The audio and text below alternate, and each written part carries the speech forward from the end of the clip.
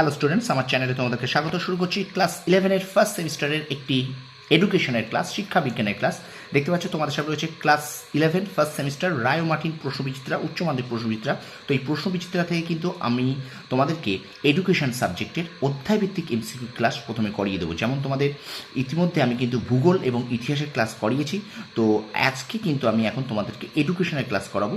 প্রথম থেকে শেষ পর্যন্ত ভিডিওটা দেখবে, একটু স্কিপ করবে না, ঠিক আছে? তো রায় মার্টিন প্রশ্নবিচিত্রা থেকে ক্লাস 11 ফার্স্ট সেমিস্টারের এডুকেশনের অধ্যায়ভিত্তিক এমসিকিউ ক্লাস, প্রথম ক্লাস। চলো শুরু করি ক্লাসটি। তো প্রথম একটা কথা বলবো, প্রথম থেকে শেষ পর্যন্ত ভিডিওটা দেখবে, একটু স্কিপ করবে না, আর অবশ্যই কিন্তু তোমার বন্ধুদের মাঝে একটু বেশি করে শেয়ার করে দেবে, ঠিক আছে? তো দেখো, তোমাদের প্রথম যে চ্যাপ্টারটা আছে ইউনিট 1, শিক্ষার অর্থ, ধারণা ও লক্ষ্য। আর এই যে প্রথম অধ্যায় শিক্ষার অর্থ, এই অধ্যায়টা আমরা শুরু করব আজকে, কিন্তু তার প্রথম পর্ব, ঠিক আছে?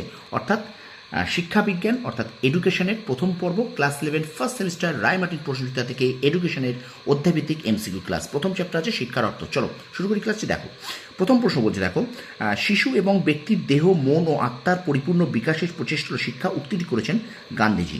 পরের প্রশ্ন দেখো, সংকীর্ণ অর্থে শিক্ষা হলো তাত্ত্বিক জ্ঞান আহরণ। অনুরূপ প্রশ্ন দেখো, সংকীর্ণ অর্থে শিক্ষা হলো এমন একটি প্রক্রিয়া যেখানে শিক্ষক সক্রিয় ও শিক্ষার্থী নিষ্ক্রিয়। পরের প্রশ্ন, এডুকেটাম শব্দটির অর্থ হলো শিক্ষাদান করা। পরের প্রশ্ন, আধুনিক শিক্ষা ব্যবস্থা হলো শিশু কেন্দ্রিক। পরের প্রশ্ন, এডুকেট শব্দের অর্থ হলো পরিচর্যা করা। শিক্ষা একটি দ্বিমুখী প্রক্রিয়া, উক্তিটি কার? অ্যাডামসের। আচ্ছা, লাতিন শব্দ এডুকেট এর অর্থ কি? নির্দেশনা দান করা। আচ্ছা, কার মতে শিক্ষা হলো অভিজ্ঞতার পুনঃসংগঠন? এটা উত্তর হবে ডিউইর, ঠিক আছে? পরের প্রশ্ন, এডুকেশন শব্দের ব্যুৎপত্তি অর্থ হলো, এখানে কিন্তু পরিচর্যা করা, লালন পালন করা, নির্দেশনা দেওয়া, অর্থাৎ সবগুলি কিন্তু ঠিক হবে, উত্তর কিন্তু সবগুলি ঠিক, ঠিক আছে? আচ্ছা, এবার দেখো অনুরূপ প্রশ্ন, এডুকেশন কথাটির অর্থ ব্যক্তির অন্তর্নিহিত সত্তার পূর্ণ বিকাশ। 10 নম্বর দেখো, শিক্ষা হলো মানুষের অন্তর্নিহিত সত্তার পরিপূর্ণ বিকাশ, বলেছেন স্বামী বিবেকানন্দ। পরের প্রশ্ন, বিবেকানন্দের মতে শিক্ষা হলো মানুষের অন্তর্নিহিত শিক্ষা, ঠিক আছে? আচ্ছা, এবার দেখো 11 দাগ, সংস্কৃত শিক্ষ ধাতুটির অর্থ হলো বিদ্যা অর্জন। আচ্ছা, অনুরূপ প্রশ্ন দেখো, শিক্ষা শব্দটি সংস্কৃত শিক্ষ ধাতু থেকে উৎপন্ন হয়েছে, যার অর্থ হলো বিদ্যা অর্জন করা। সা বিদ্যা যা বিমুক্তয়ে, কোথায় বলা হয়েছে? উপনিষদে। আচ্ছা, education is the manifestation of perfection already in man, উক্তিটি করেছেন বিবেকানন্দ। আচ্ছা, আধুনিক শিক্ষার জনক অথবা শিশুকেন্দ্রিক শিক্ষার জনক হলেন রুশো। আচ্ছা, ব্যাপক অর্থে শিক্ষা হলো শিক্ষার্থীর সর্বাঙ্গীন বিকাশ।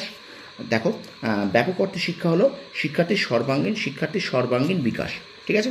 আচ্ছা, পরের প্রশ্ন দেখো, অনুরূপ প্রশ্ন, ব্যাপক অর্থে শিক্ষা হলো, এখানে কিন্তু সারা জীবনব্যাপী প্রক্রিয়া, ঠিক আছে? একটু দেখে নাও এই দুটো। ব্যাপক অর্থে শিক্ষা হলো কিন্তু বলছে শিক্ষার্থীর সর্বাঙ্গীন বিকাশ, আর ব্যাপক অর্থে শিক্ষা হলো তোমার সারা জীবনব্যাপী প্রক্রিয়া, ঠিক আছে? সারা জীবনব্যাপী প্রক্রিয়া। ওকে, চলো আমরা চলে যাই পরের প্রশ্নে। একটু শেয়ার করো। দেখো, বিদ্যা শব্দের ব্যুৎপত্তিগত অর্থ হলো জ্ঞানার্জন করা। আচ্ছা, আধুনিক শিক্ষা হলো একটি বহুমুখী প্রক্রিয়া। আচ্ছা, চরিত্র গঠনী শিক্ষার চরম আদর্শ, উক্তিটি হারবার্টের। আচ্ছা, বিদ্যা শব্দটি এসেছে সংস্কৃত বিদ ধাতু থেকে, যার অর্থ জ্ঞান বা বিদ্যা অর্জন করা। আচ্ছা, স্তম্ভ মেলাও দেখো, এখানে আছে 1-এর সি, 2-এর বি, 3-এর ডি, 4-এর এ। দেখো, স্তম্ভ মেলাটা আমি পড়ছি না, 1-এর সি, 2-এর বি, 3-এর ডি, 4-এর এ। যেহেতু সময়টা একটু শর্ট করার জন্য যদি আমি স্তম্ভমেলা পড়তে যাই তাহলে ভিডিওটা অনেকটা বড় হয়ে যাবে, যাতে এই ভিডিওগুলোকে 5-6 মিনিটের মধ্যে আনা যায়, সেই জন্য আমি স্তম্ভমেলাগুলো পড়ি না, ঠিক আছে? আচ্ছা, পরের প্রশ্ন দেখো, স্তম্ভমেলা আরেকটা আছে, দেখো 1-এর ডি, 2-এর এ, 3-এর বি, 4-এর সি। দেখো, 1-এর ডি, 2-এর এ, 3-এর বি, 4-এর সি।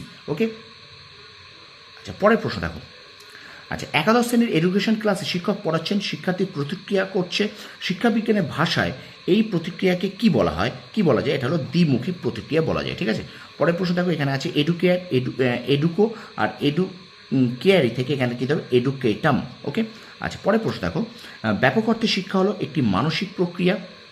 আচ্ছা, অনুরূপ প্রশ্ন, প্রদত্ত কোনটি ব্যাপক অর্থে শিক্ষার ধারণা? শিক্ষা হলো বিকাশ, এটা। আচ্ছা, প্রদত্ত কোনটি ব্যাপক অর্থে শিক্ষার বৈশিষ্ট্য নয়? উত্তর হবে শিক্ষা একটি দ্বিমুখী প্রক্রিয়া। পরের প্রশ্ন, শিক্ষার ধারণাটি ড্যাশ পরিবর্তনশীল।